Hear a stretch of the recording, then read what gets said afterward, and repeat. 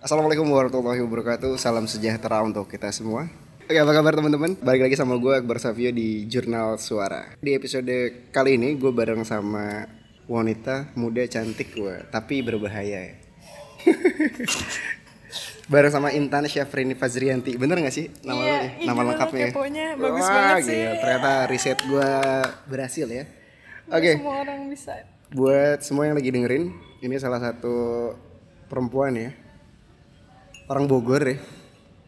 Tapi kenapa gue bilang bahaya? Karena Intan ini salah satu perempuan yang aktif sekali di kegiatan kerelawanan dan juga doyan naik gunung. Masih Tan kalau naik gunungnya sekarang Tan? Masih dikit lagi lah. Tahun ini mau. Kemarin 2018 sempat gak naik gunung banget. Sibuk kerja kan. Tapi kabar lu gimana Tan? Sehat? Alhamdulillah sehat. Thank you banget udah mau mampir ke Jurnal Suara ya Tan. Iya dong. Oke. Kok gue kaku ya? Sialan. Kenapa sih? Kita ngobrol santai aja ya. Kenapa jadi gue yang kayaknya kaku ya? orang santai deh. Orang santai. Oke, Tan, kalau kita balik lagi ke beberapa tahun ke belakang Tan, kapan tepatnya lo gabung sama sekolah relawan? Karena kan lo udah part of sekolah relawan ya, atau bisa dibilang mungkin kegiatan lo di sana gitu. Kapan tepatnya lo mulai ikut sama sekolah relawan atau aktif di sekolah relawan? Itu dimulai tahun 2015 ya. Waktu gue kuliah semester 2 atau semester 3 gitu. Terus pertama tuh yang waktu ke Kalimantan. Dan dari situ sampai sekarang jadi nyangkut deh. Maksudnya enggak jadi ikut terlibat ke kegiatan di sekolah relawan ya. Terus enggak mostly sih, cuman ya membantu sedikit lah. Dan hal apa sih yang mendasar pertama kali lu tahu dari mana ada sekolah relawan, terus apa yang bikin akhirnya lu ikut berkegiatan atau jadi bagian di sana dan ngebantu di sekolah relawan? Kalau awalnya sebenarnya gue nggak sengaja tuh, maksudnya waktu kebakaran Kalimantan itu gue nggak tahu lembaganya siapa. Yang gue tahu di situ ada komandan gue, yang which is dia orang Bogor juga, anak alam. Doi mempersilahkan gue untuk gabung karena waktu itu gue memang ngebet banget pengen berangkat ke Kalimantan ya, karena keadaannya di sana lah, gue pengen tahu, terus gue pengen bantuin. Pas sampai sana ternyata itu gue baru tahu kalau itu sekolah relawan. Terus kalau hal-hal yang mendasar yang bikin gue pengen banget itu ya, saat itu gue ngerasa kayak gue gelisah gitu loh, maksudnya itu kan kebakaran itu kan kebakaran yang paling parah lah sepanjang sejarah Indonesia gitu. Terus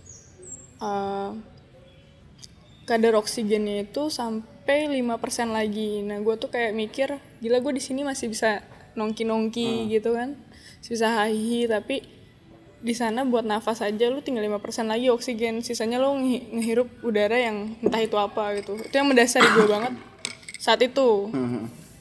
Lalu sebelum lo ikut ke kegiatan sekolah relawan, lo punya pengalaman pribadi nggak sih terkait dengan kegiatan-kegiatan sosial, entah itu di rumah ataupun di kampus atau bahkan dulu atau sekolah gitu? Ada pengalaman pribadi nggak? Kalau pengalaman pribadi sih sebenarnya dulu lebih sering gue ngeliat orang tua gue. Orang tua gue itu kalau ada bencana mereka nggak pernah diam gitu loh. Maksudnya mereka selalu ajak gue untuk ayo nyariin baju kamu gitu, yang kamu sumbangin buat temen-temen kamu, atau ayo temenin mama beli makanan buat mereka, susu dan segala macam. Kadang juga dulu setiap hari Jumat tuh nyokap gue selalu ngajak gue sama adik gue tuh kayak ayo kita ke rumah yatim piatu.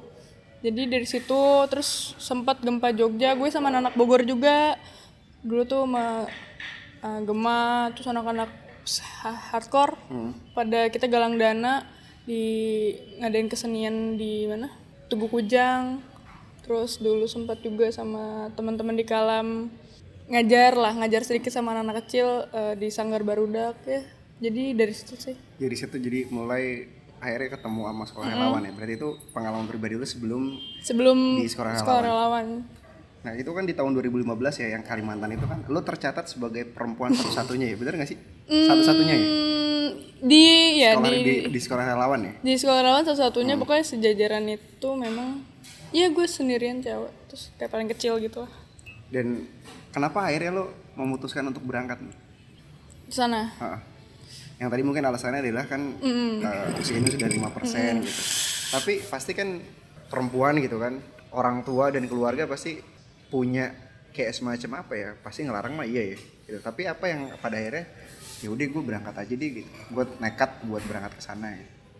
Ya emang kebetulan orang tua gue yang nggak ngebolehin banget karena ya, memang gue punya penyakit pernafasan, jadi itu lah sebenarnya orang tua gue ngelarang banget. Cuman buat gue kayak gue nggak bisa bertanya-tanya di sini, sedangkan gue tahu di sana sebenarnya tidak baik-baik aja, tapi gue hanya berspekulasi di sini karena kan kalau kebakaran Kementerian tuh kayak dibakar lah, ada oknum tertentu dan segala macam. Gue tuh sebenarnya cuma nggak mau berspekulasi di sini dan tenang-tenang aja gitu loh.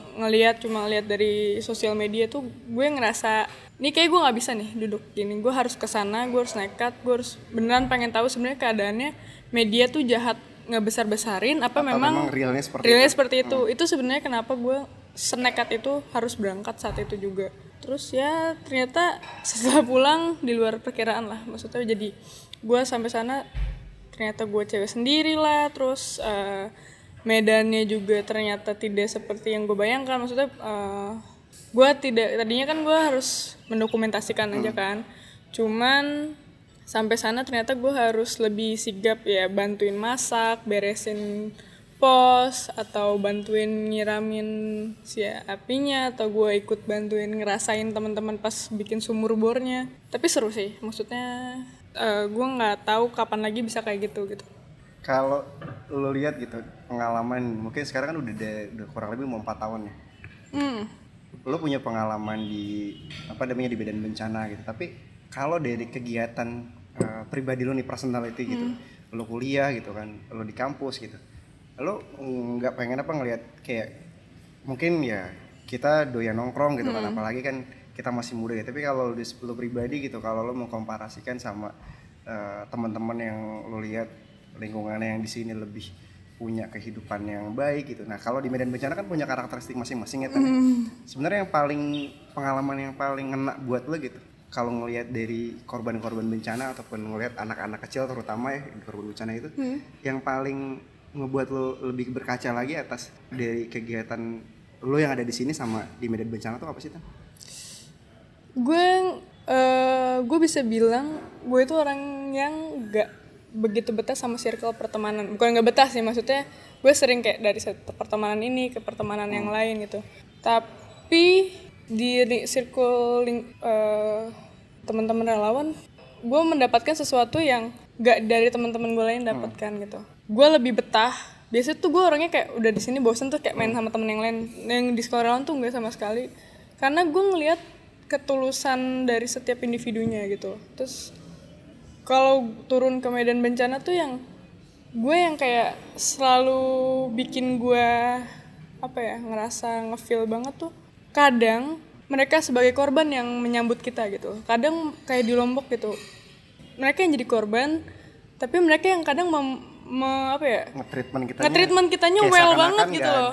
Iya kayak gitu, kayak mereka masih bisa ketawa, terus kayak mereka masih kayak menghibur kita setiap kita datang, disuguhin makanan. Even mereka tuh lagi dalam keadaan tidak baik-baik aja gitu, tapi mereka melupakan itu dan kayak kalian datang, ayo minum dulu, dan mereka ngeluarin semua makanan mereka yang kita tahu itu makanan juga dari kita juga gitu loh. Yang terus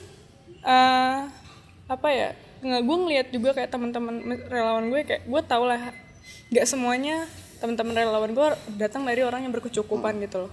Even buat makan mereka aja mungkin gue nggak tahu gitu, tapi mereka selalu mengalahkan egonya mereka yang seharusnya mereka, ya gue kerja lah buat diri gue dulu, mereka malah datang berbulan-bulan, terus udah datang berbulan-bulan, tenaganya juga, pikirannya juga, waktunya juga jauh dari keluarga, dan mereka mau nyisihin uang mereka buat menyumbang juga gitu loh. Itu yang bikin gue sampai hari ini gue menyadari kalau gak semua orang yang gue kenal itu melulu nyari uang gitu loh. Maksudnya gak semelulu uang itu atau kayak kehidupan yang di kota itu ya, kita biasa itu kayak itu yang mereka cari. Nggak, kadang mereka hanya mencari gue menolong orang, selesai, hidup gue senang, udah. Dan yang nggak tahu itu yang bikin gue kayak oh ternyata beneran ada manusia yang kayak gini gitu. Ya kita tahu lah, kita sama-sama hidup di kota yang besar lah, maksudnya diapit sama Bandung dan Jakarta. Kita tahu betapa kejamnya orang-orang yang di kota saling sikut. Tapi di other side gue bersama teman-teman relawan tuh, gue melihat ada orang yang nggak tahu, gue masih bilang itu manusia apa malaikat gitu. Itu yang bikin gue sampai sekarang kayak gue nggak tahu sampai kapan, dan gue nggak akan mau jauh dari mereka gitu. Kalau dilihat lagi Tan, mungkin banyak sekali lo pengalaman-pengalaman yang lo dapat di setiap medan bencana ya Tan. Ada nggak sih yang lo terapkan di kehidupan lo, dalam artian di luar dari kegiatan lo relawan ya, relawanan, tapi ada nggak yang pada akhirnya lo adaptasi pengalaman lo dan lo aplikasikan di kehidupan lo, yang entah itu di kampus ataupun di keluarga ataupun di pekerjaan, yang pada akhirnya lo suka nggak ngelihat orang tuh yang kayak ada temen lo misalkan yang bahkan sama lingkungan aja nggak perlu, dalam artian mereka buang sampah aja kadang suka-sukaan. Lo suka nggak sih refleks negor mereka, lo jangan kayak gitu yang pada akhirnya nggak bawa pribadi lo yang seperti itu gitu? Itu jadi sering sih. Gue belakangan ini kayak 1 tahun belakangan ini gue jadi lebih sering marahin temen gue. Ya itu karena salah satunya buang sampah. Karena gue memang gue sudah membiasakan diri gue dari SMP untuk tidak buang sampah sembarangan, dan alhamdulillah sampai hari ini gue bener-bener nggak pernah buang sampah sembarangan lagi gitu, sekecil apapun itu. Terus sekarang kayak ngeliat keluarga gue sendiri atau bokap gue sendiri gitu tiba-tiba buang sampah tuh, gue kayak ngomel-ngomel, ngoceh-ngoceh, marah-marah, terus gue ngambil, terus gue bete, langsung tiba-tiba mood bete. Atau sekarang tuh gue kayak jadi lebih sering kalau belanja lebih ke warung kecil yang pinggir jalan dibanding ke minimarket atau supermarket. Dan entah kenapa jadi kebawanya gue kalau belanja jadi nggak mau ngambil kembalian kalau ngeliat bapak-bapak atau kakek-kakek gitu. Itu mungkin ke bawah sih, maksudnya kayaknya ke bawah setiap gue dari sama teman-teman relawan ini. Terus belakangan ini gue yang lebih impact ke gue banget. Dulu gue tuh orangnya uring-uringan banget kalau gue punya masalah gitu loh. Kayak gue orangnya panikan, kalau gue dapet masalah gue panikan, terus gue kayak ngoceh, terus gue kayak tiba-tiba aduh gimana sih kok gini. Sekarang tuh gue kayak lebih nerima, karena gue selalu mikir kayak oh iya kemarin waktu di sana mereka aja lebih susah tapi mereka gini. Terus gue jadi yang calm down lagi. Terus kalau gue ketemu masalah lagi tuh kayak oh gila nih sekarang masalah gue kayak berat banget gitu. Seharusnya kayak berat banget, tapi karena gue kemarin lihat di medan bencana, gue jadi kayak ya udahlah ya, kayaknya gue masih lebih beruntung daripada orang lain. Lebih ke bawah. Lebih ke bawah ya? Iya, ke bawah di diri sendiri. Bersyukurnya itu. Terus kalau di teman-teman gitu, lingkungan lo yang di luar circle kerelawanan gitu, ngerasa keganggu nggak sih, atau mereka tuh kayaknya risih nggak sih dengan kegiatan lo yang sekarang tapi ternyata dibawa ke tongkrongan kayak gitu, misalkan lo yang tadinya biasa aja tapi ngelihat mereka kalau udah kayak buang sampah atau bahkan keperhatian mereka sama lingkungan gitu, yang pada akhirnya lu jangan kayak gini Tan, ini lagi di tempat tongkrongan gitu. Ada nggak sih kecelotokan gitu, bahkan instruksi dari mereka gitu, dari teman-teman lo men? Sejauh ini nggak ada sih, gue nggak tahu kalau ngomongin di belakang ya. Teman-teman gue nggak tahu kalau ngomongin di belakang, tapi mungkin karena gue nya galak juga kali ya. Jadi gue kalau diomelin gue jadi malah ngomelin balik. Cuma sejauh ini nggak ada sih. Pernah tapi kayak gini, kayak gue tuh kayak nggak tahu sih suka tertib banget, kayak suka pakai seat belt, terus kayak buang sampah, pokoknya kayak suka kayak gitu. Terus temen gue tuh kayak bilang iya Intan, dinas kebersihan. Kesel loh gue. Lo menyikapi saat itu gimana? Gue ngoceh, gila ya lo ke dinas kebersihan. Jadi ngoceh gitu, maksudnya ternyata yang gue dapet di situ, membuang sampah sembarangan itu buat banyak orang masih di Indonesia itu adalah hal yang sangat sepele gitu. Sedangkan dari hal yang sepele itu malah bisa mengakibatkan banjir di mana-mana. Kayak hari ini kan banyak banget banjir di mana-mana, dan itu yang bikin sebenarnya gue jadi ngocehnya. Dan kadang gue ngerasa gila ya, ternyata di Indonesia atau bahkan temen gue sendiri malah bukannya malu, malah ngeledekin balik gitu.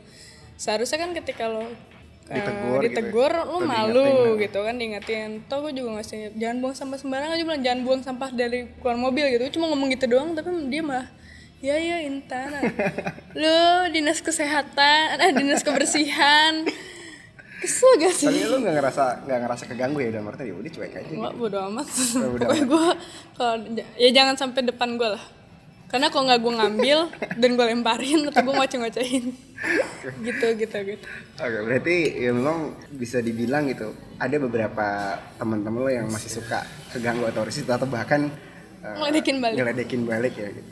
Nah kalau dari keluarga sendiri kan sejauh ini udah 3 tahun lo bergerak di kegiatan kerelawan ini, respon dari mereka gimana, dan terutama mungkin nyokapnya? Awalnya kayak ini sih, banyak khawatir pastilah ya, maksudnya anak cewek terus kemana-mana, ke Medan bencana yang kita di tempat stabil aja masih suka kena kecelakaan. Cuman kesini-sini mereka malah lebih banyak support, malah mereka yang galang dana sendiri. Jadi kayak tante gue yang di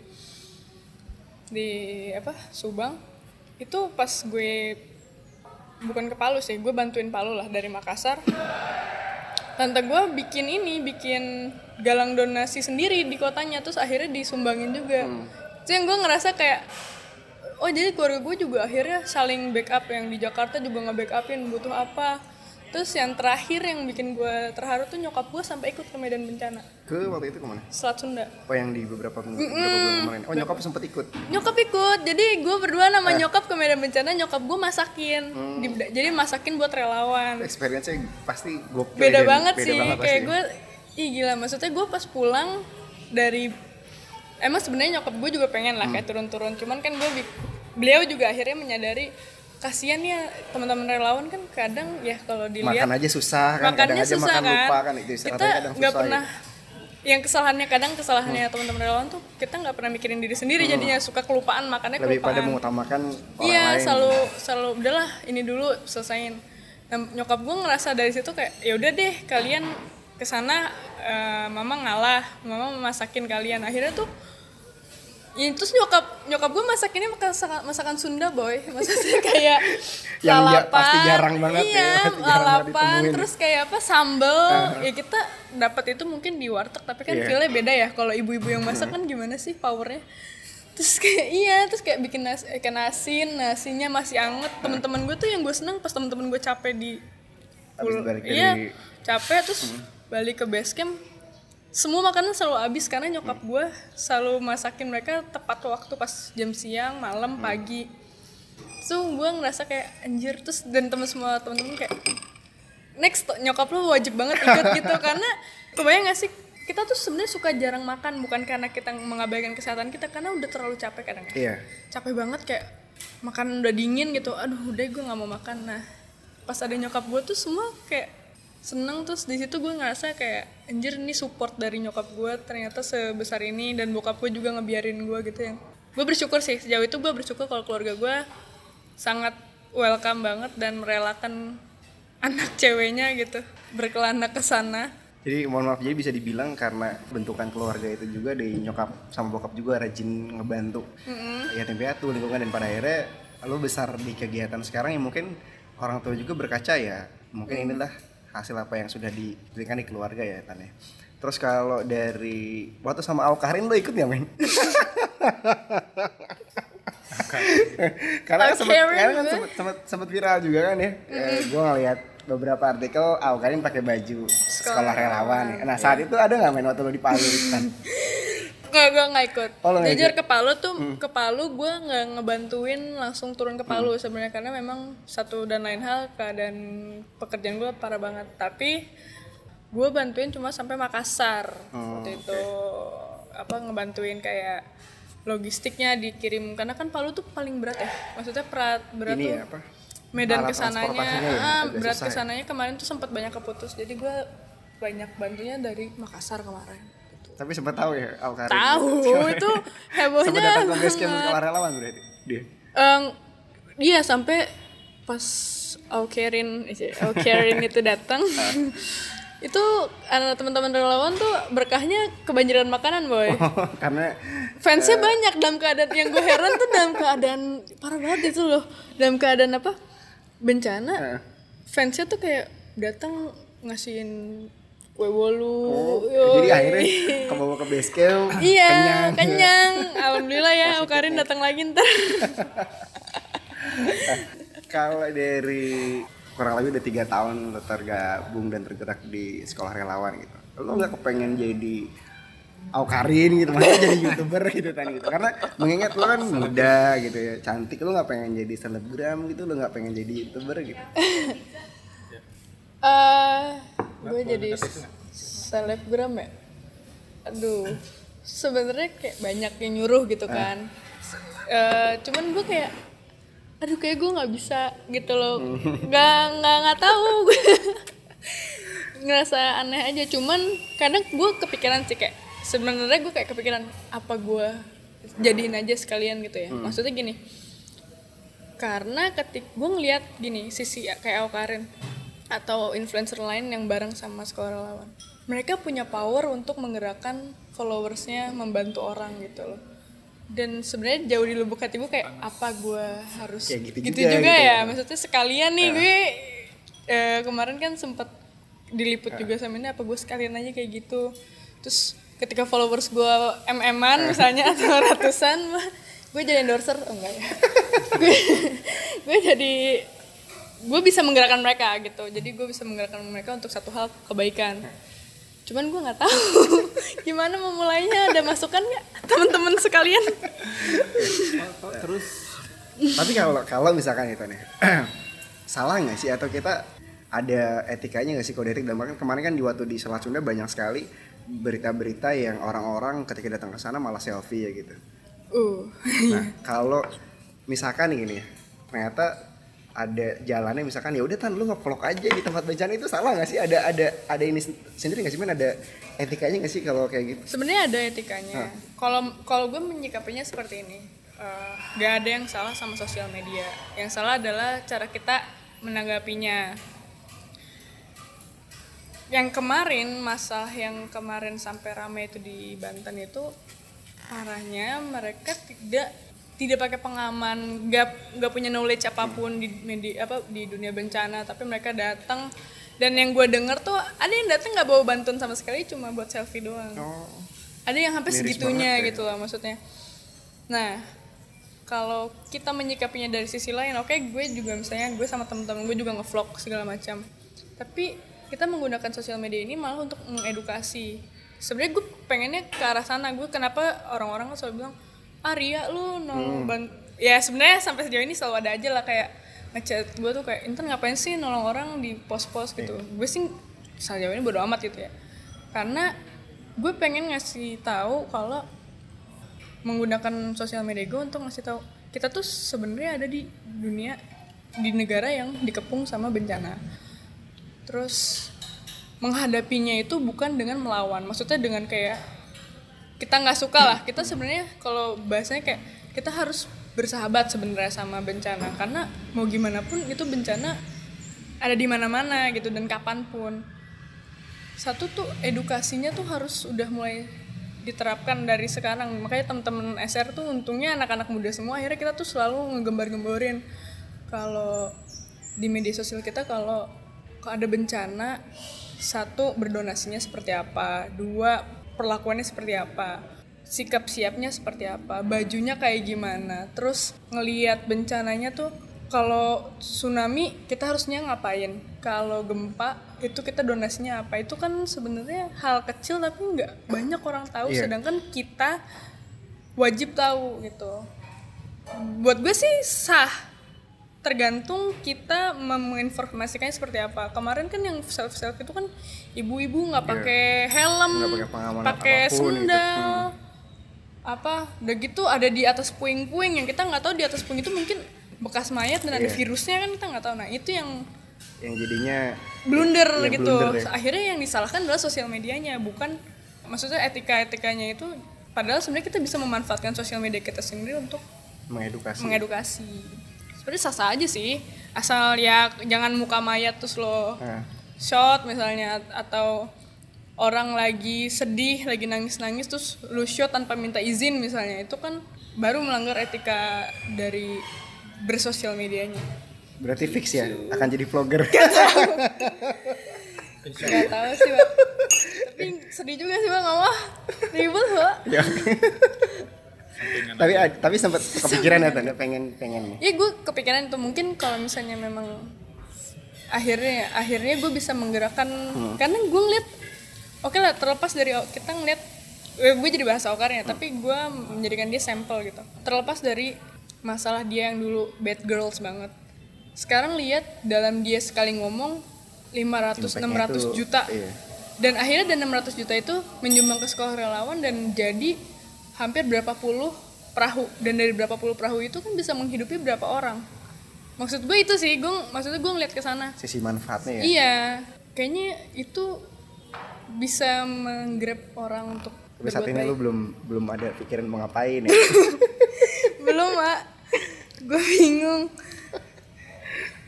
Nah kalau dari setiap medan bencana kan pasti karakteristik bencananya beda ya.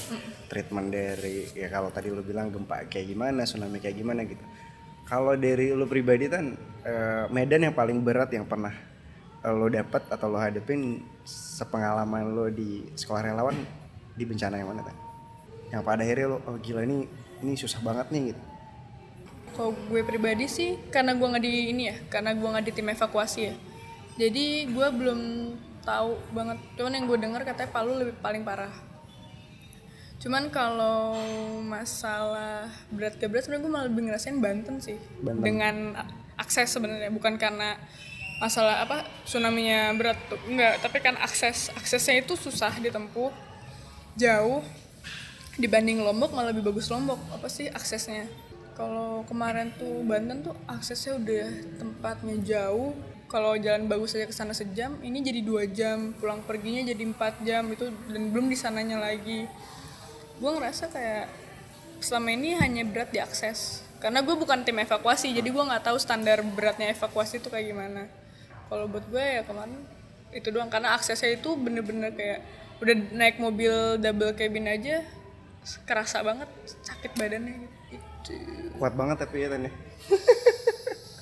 Selalu didukung sama orang-orang tersayang Cia.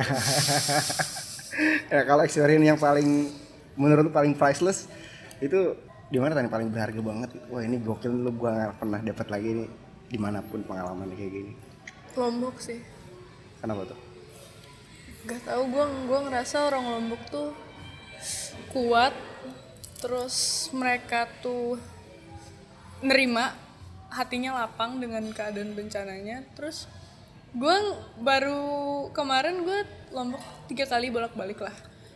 Terakhir yang ketiga tuh gue cuma balik memang gue hanya bisa semalam. Jadi gue ngasih donasi mainan sama anak-anak kecil dan semalam. Terus memang kalau di Lombok tuh yang gue seneng dalam keadaan seperti itu mereka taat banget boy ke masjidnya gitu. Ibadahnya taat banget gitu loh. Sampai mereka tuh masjid tuh nggak pernah kosong. Ramai terus ya. Even musola tuh nggak kosong gitu loh. Itu yang gue ngerasa gila ya, maksudnya dalam keadaan seperti ini. Terus gue cuma semalam aja si anak-anak kecil satu musola itu sampai nangis gitu ngelepas gue gitu loh, kayak padahal gue nggak melakukan hal besar banget gitu loh.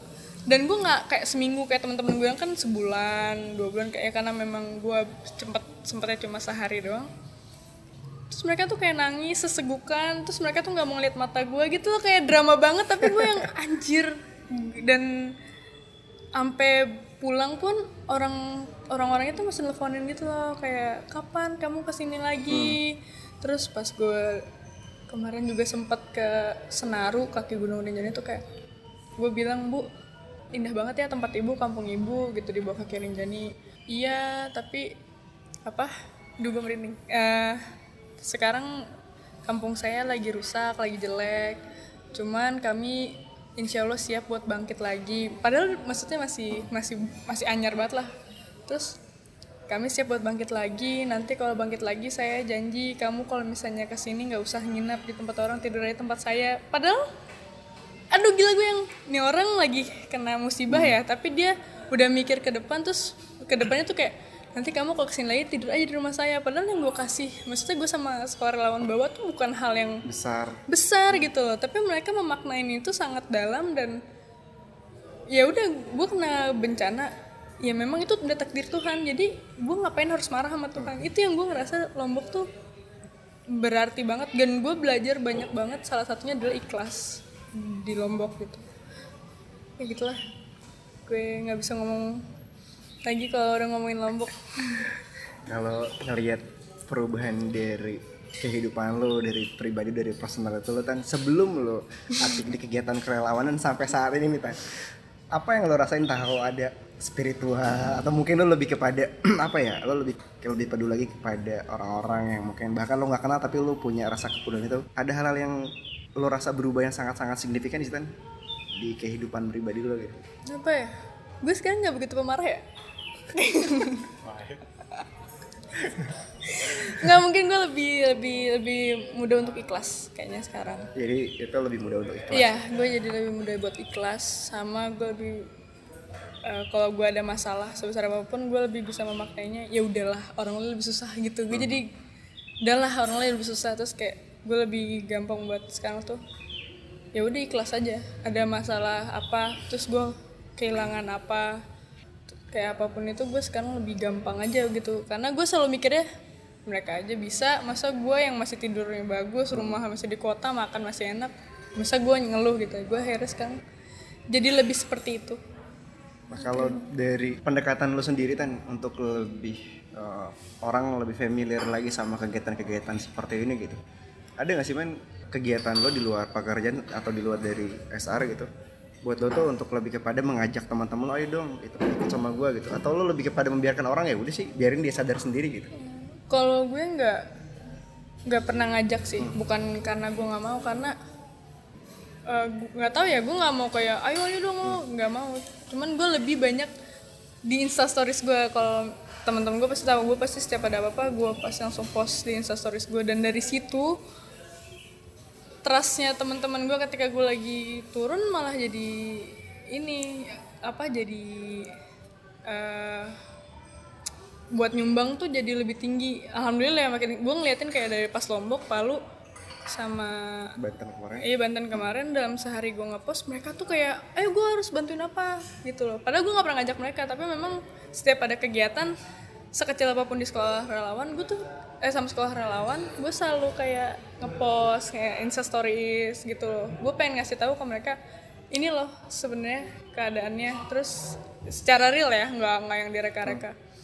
Dari situ ternyata kemarin yang gue paling senang lagi selain nyokap gue datang, 3 temen gue di kampus itu turun juga langsung ke medan bencana. Langsung medan bencana. 4 temen itu dengan inisiatif mereka sendiri? Iya, mereka yang kayak gue mau ikut, ternyata gue yang nyupirin deh, gue yang motoin, terus kayak gue bawa bantuan dari kampungnya dia gitu, dari Karang Tarunanya dia. Itu yang gue nggak ngajak mereka, tapi akhirnya mereka mau turun, dan akhirnya teman-teman gue tuh kayak kapan lagi nih kalau ada gue dong mau ikut, tanpa gue ngajak ya. Iya, jadi edik, dan ya gue seneng ya? Gue seneng banget. Makanya itu balik lagi kalau kita ngomongin sosial media, seperti apa kita memperlakukan sosial media gue, dan gue memperlakukan sosial media gue belakangan ini untuk di dunia itu gitu. Tanpa gue ngajak ternyata mereka jadi ketarik sendiri. Gue seneng inisiatif. Iya, gue seneng banget sih itu. Kalau kita berbicara sekolah relawan, ada kegiatan dari sekolah relawan nggak sih yang sosialisasi ke sekolah-sekolah atau ke kampung-kampung untuk edukasi kalau ada bencana tuh harus gimana gitu kan? Tahun ini sih akan semakin sering. Waktu itu pernah kayak di kampus Mapel UI ya, bukan Mapel UI sih, ya di kampus UI lah beberapa, terus kampus Sahid, terus sekolah-sekolah tuh lebih ke IST. Dia kayak ngajarin kalau ada kebakaran, kalau ada gempa gimana. Sekarang lagi makin sering ke sekolah relawan mengedukasi, karena ya buat kami itu penting banget gitu.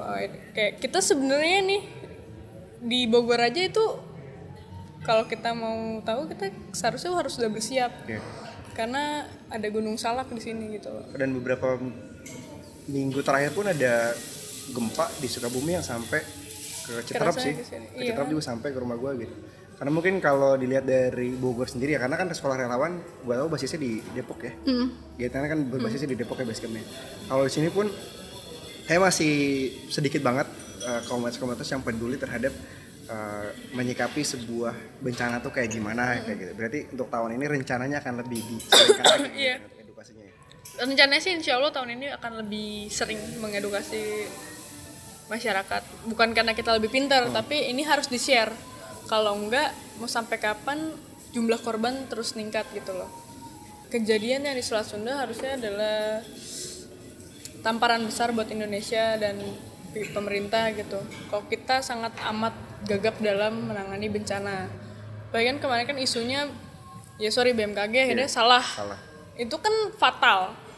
Makanya kalau misalnya kita juga nggak bisa ngarepin terus kan. Ya mereka juga mungkin punya kegiatan yang lebih, makanya ya sekolah relawan, terus di sosial medianya juga kita akan lebih sering lagi ngedukasi tentang kebencanaan ini.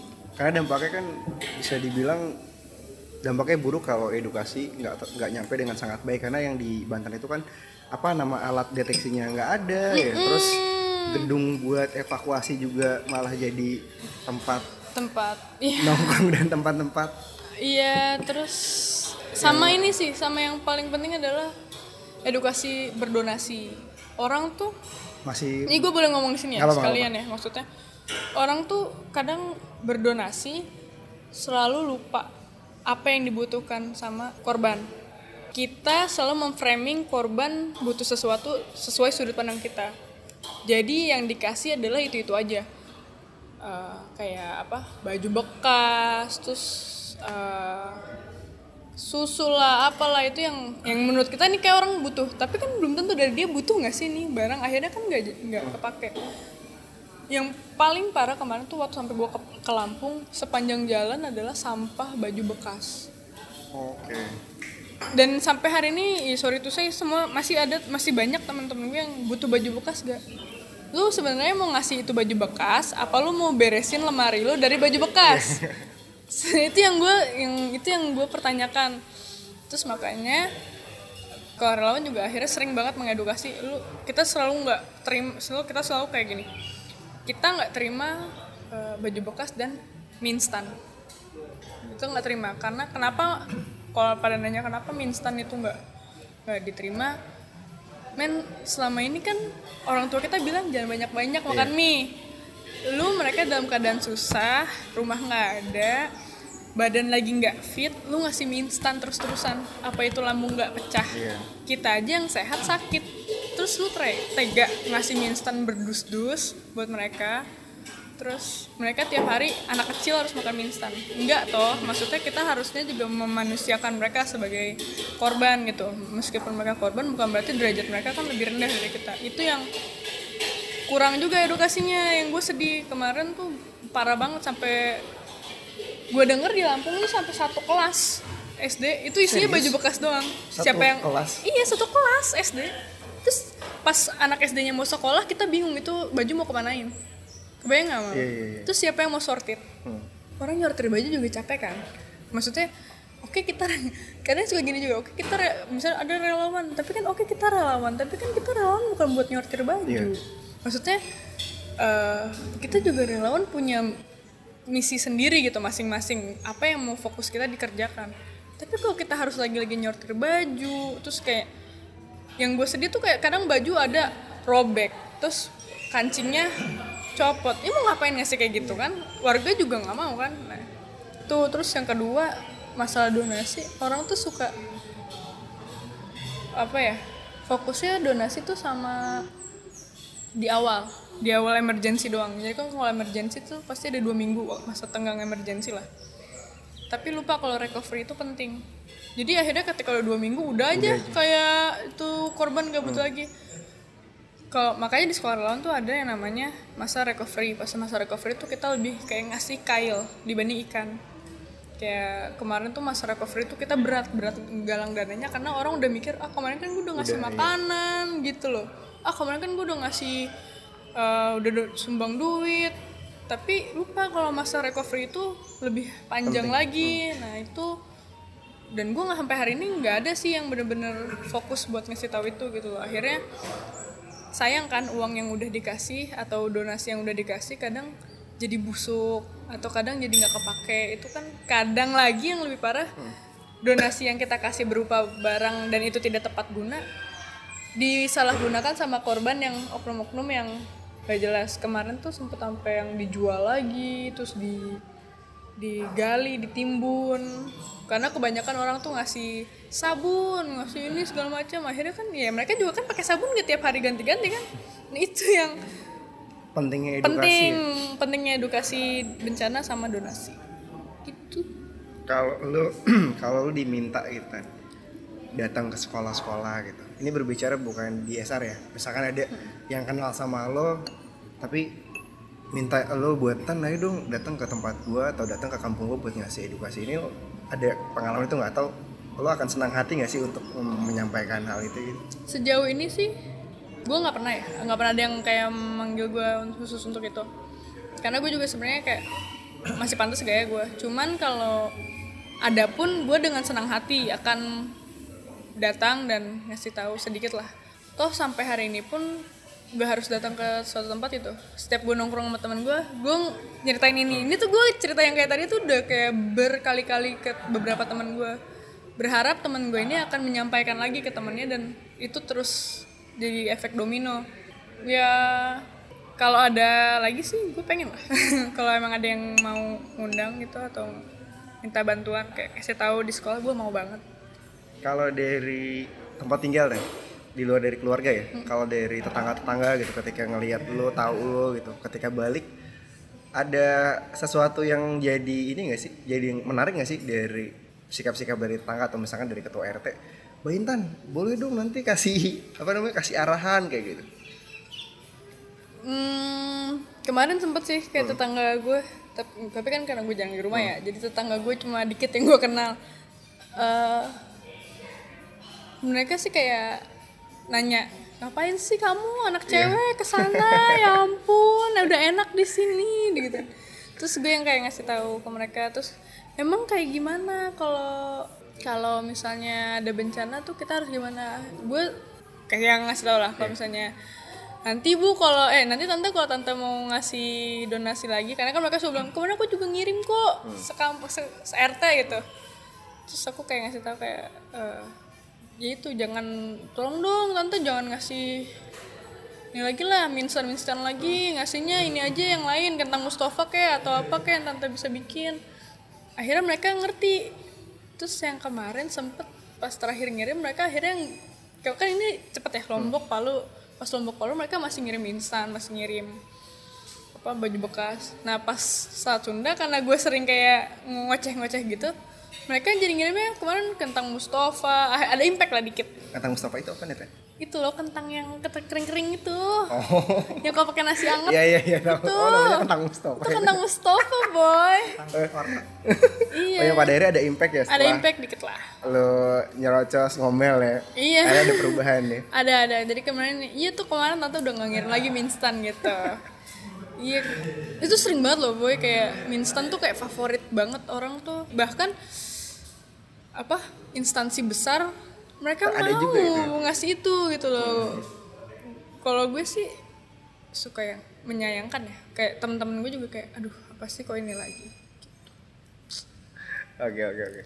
Ya mungkin gue kalau di kegiatan kerelawanan ya di rumah sih iya, cuma kayaknya kalau buat meluangkan waktu ya belum siap aja sih, karena mungkin kalau kita lihat teman-teman kita juga di luar ya Teh, belum ada yang sesiap lo gitu kan.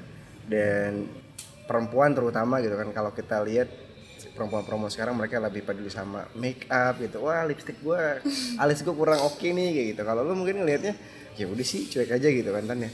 Nah kalau lo dari pribadi Tan kepengen nggak sih, misalkan nih Tan nih, ini pertanyaannya agak sedikit melenceng nih. Kalau misalkan lo ketemu sama cowok yang jodoh lo gitu, lo diminta lo nggak usah deh kegiatan kayak gitu, lo udah diem di rumah, lo nggak usah ngapa-ngapain, udah lo diem aja di rumah melakukan kegiatan di rumah gitu. Kalau misalkan ke depannya gitu. Bye sih. Bye. Hello goodbye langsung. Udah gitu aja.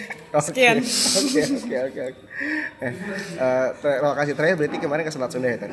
Nah kalau di dalam waktu dekat ini Tan ada tempat lagi nggak sih bencana yang lo akan kunjungin sama teman-teman sekolah relawan? Gue Kalau teman-teman sekolah relawan sih pasti banyak kegiatannya. Kalau gue kan masih membagi waktu lah, belum sehebat teman-teman yang lain gitu, 100% meluangkan waktunya. Gue sih masih kepikiran sebenarnya. Kemarin ada assessment dari teman gue kalau di Banten ada nenek-nenek sama kakek-kakek tidurnya nggak layak. Itu gue masih sampai hari ini gue masih guilty pleasure gitu lah, masih kepikiran. Tapi gue belum tahu kapan, pengen sih balik lagi ke sana, kayak sedikit ngasih kasur lah atau apa gitu. Cuman gue nggak tahu, maksudnya gue nggak tahu ke depan gue mau kemana lagi, gue nggak tahu. Gue ngelihat keadaan aja. Cuman itu yang di Banten itu gue masih kepikiran sampai hari ini, kapan ya gue bisa kesana lagi buat ngasih itu. Gitu sih. Karena kalau dari setiap bencana yang terjadi di setiap daerah kan, yang tadi lo bilang ya pentingnya recovery ya, terus juga pentingnya trauma healing buat anak-anak ya tadi. Mungkin tadi pengalaman lo di Lombok ya. Nah kalau lo lihat kan di daerah-daerah yang udah lo datengin, terutama di medan bencana, dari anak-anak kecil-kecil ini, adik-adik kita ini, kalau lo lihat itu pernah nggak sih lo berpikir bahwa mereka itu sekuat ini gitu loh? Lo suka ngasih edukasi nggak sih terkait trauma healing terhadap mereka sendiri kan? Kalau spesifikasi di situ enggak, tapi gue ikut teman gue. Jadi sekolah relawan tuh punya beberapa divisi lah, bukan punya sih, selalu membuka divisi itu. Kalau salah satunya trauma healing, gue pernah ikut mereka lah, tapi gue nggak pernah kayak kamu yang kuat ya, kamu yang sabar, nggak pernah kayak gitu. Karena ada beberapa kata yang pantang diucapkan ketika kita ketemu sama korban bencana. Iya, korban. Kayak sabar ya, yang kuat ya, itu sebenarnya di apa ya? Itu pantang sekali. Pantang lah. Kalau bisa jangan. Kita harus mengalihkan mereka ke kata-kata yang lebih lembut. Karena sekarang gini, lo bilang sabar ya, tapi ntar dia balikin, emang lo pernah kayak gue?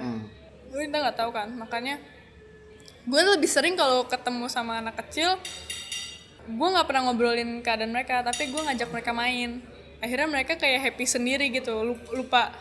Dan memang itu fitrahnya anak kecil ya, maksudnya sebesar apapun masalah buat anak kecil itu bukan masalah besar gitu loh.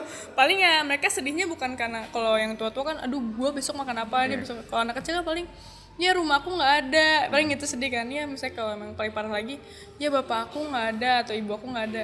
Cuman kan sebenarnya di otak mereka nggak begitu apa ya, nggak yang mendalami kayak orang dewasa kan, aduh sedih banget. Kalau mereka kan pastinya ketemu teman lagi lupa main lagi. Jadi gue lebih suka, dan itu nggak di luar kegiatan. Kayak waktu di Lombok tuh kenapa gue deket banget sama anak-anak kecilnya, abis sholat isya jamaah sama mereka, ayo kita main yuk cinciripit gitu loh. Ntar abis sholat abis makan siang misalnya, ayo kita main yuk, main-main tebak-tebakan apa. Dan di situ ternyata mereka secepat itu melupakan masalah gitu.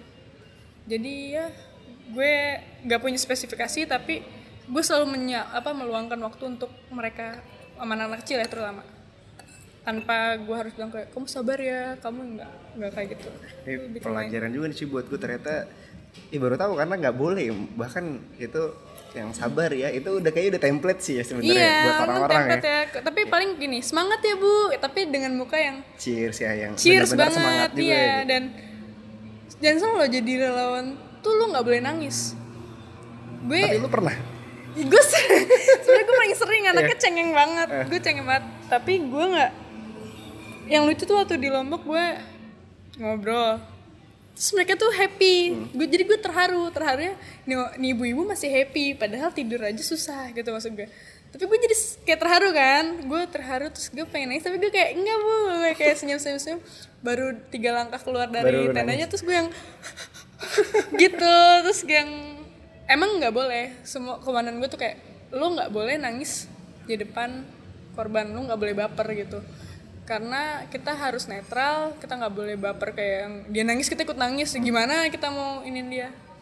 Itu ya itulah, makanya ada ketika turun bencana ada pakem-pakem kayak gitu yang nggak semua orang tahu, dan ini harus tahu gitu biar semua orang ketika turun nggak asal. Oke, jadi buat lo teman-teman yang lagi dengerin sekarang, bahwa pentingnya edukasi terhadap menyikapi bencana itu seperti apa. Dan mudah-mudahan dari obrolan gue sama Intan lo bisa dapat insight dan mulai berubah perilaku lo terhadap lingkungan lo, terutama juga sama cara menanggapi bencana itu seperti apa, terutama untuk memberikan donasi seperti apa ya. Oke, pertanyaan terakhir nih Tan. Deg-deg. Pertanyaan terakhir nih gue harus kayak ini dari Kobuzer. Quotes. Ada ya pengen lo sampaikan gak sih men terkait dengan chaosnya generasi muda kita sekarang ini? Anjing gue gila tua banget ya gue, sok-sokan banget ya gue. Ada gak sih yang pengen lo sampaikan terkait kritisnya gitu? Banyak yang kritis, tapi kan kalau kita lihat di sosial media kritisnya tuh bukan kritis yang positif ya, bahkan yang negatif gitu ya. Nah untuk menyikapi hal itu lo pengen gak sih menyampaikan sesuatu gitu yang mungkin saat ini yang lagi dengerin podcast gue ini akhirnya kepikiran gitu, oh iya bener yang disampaikan sama si Intan ya. Ada sih, tapi mungkin agak ngelenceng. Kita kan sekarang kayak lagi banyak ya anak-anak yang kiri banget, aktivis kiri banget lah pokoknya, radikalisme atau entah apa itu. Kalau gue pribadi menyikapinya, mungkin beberapa tahun lalu gue seperti itu, gue nggak suka sama pemerintah. Maksudnya gue kenapa selalu menanyakan kenapa. Tapi gue berhenti bersikap seperti itu dan gue berusaha menjadi generasi solusi. Menjadi seorang relawan dan membantu seseorang buat gue adalah bentuk pemberontakan gue terhadap misalnya pemerintah. Karena gue nggak mau berdemo, gue nggak mau bikin tulisan radikal atau apa anti pemerintah dan segala, gue nggak mau. Gue hanya mau menjadi seseorang yang dengan cara pemberontakan gue di dunia relawan ini, gue bener-bener langsung menyentuh orang-orang yang membutuhkan gitu. Tidak hanya kayak gue ngeberontak terus gue demo dan gue benci sama mereka. Enggak, daripada gue meluapkan energi gue dengan seperti itu, gue memilih jalur gue di dunia relawan sebagai bentuk pemberontakan gue dan nyata terhadap terhadap orang-orang yang memang mereka butuh dibantu. Dan terserah lo mau menanggapinya seperti apa gitu. Teman-teman di Jurnal Suara ini saya denger, terserah lo menanggapinya seperti apa. Cuman keadaannya memberontak terus atau mengalihkan energi chaos lo dengan hal-hal yang ternyata useless, ya lu buat apalah. Maksudnya lu harusnya sekarang menjadi generasi solusi gitu. Ayo, gue dan teman-teman sekolah relawan siap untuk menggandeng siapapun yang mau menjadi generasi solusi, tapi bukan mencaci gitu. Karena udah saatnya, mau sampai kapan lu menjadi orang-orang pendemo, mau sampai kapan lu menjadi orang-orang yang teriak-teriak tapi ternyata teriakan lu juga orang yang butuh juga butuh apa gitu, nggak dapat apa dari teriakan lu, nggak juga kan. Lebih baik kita nolong orang, udah jelas tamparan buat pemerintah, udah jelas orangnya dapat, maksudnya dapat bantuan, udah jelas apa yang kita nggak suka rilis dengan membantu orang. Oke. Gitu. Thank you banget Intan buat waktunya udah mau ngobrol di Jurnal Suara. Dan ini pelajaran yang gue dapat setelah ngobrol sama Intan ya, ternyata kita selama ini menerapkan kalau ada bencana itu yang ngasih baju ya. Itu di studio masih banyak baju numpuk. Mampus lo. Yang pada akhirnya waktu gue sama anak-anak live cycle ke sekolah relawan, itu gue ditegur sama Untung. Ya mungkin Untung juga udah dapat info dari lo ya, yang akhirnya pada itu baju sebelum dikirim sortir dulu, yang pada akhirnya kita nyortir gitu. Oke, banyak sekali pelajaran di episode kali ini ngobrol sama Intan. Thank you Intan sekali lagi buat waktunya. Seru banget. Buat yang lagi dengerin juga, mungkin banyak hal yang bisa lo ambil dari obrolan gue sama Intan, dan mudah-mudahan juga di kehidupan kita di generasi muda ini lo bisa melakukan aktivitas yang bermanfaat, nggak cuma melulu menjudge, nggak cuma melulu menilai, dan nggak cuma melulu mengkritik ya, tapi nggak ada actionnya. Jadi coba luangkan waktu lo dengan sangat-sangat baik. Sekali lagi Intan, thank you banget. Dan thank you buat lo yang udah dengerin Jurnal Suara. Jangan lupa untuk follow Instagram di @jurnalsuara. Thank you. Wassalamualaikum warahmatullahi wabarakatuh. Bye bye.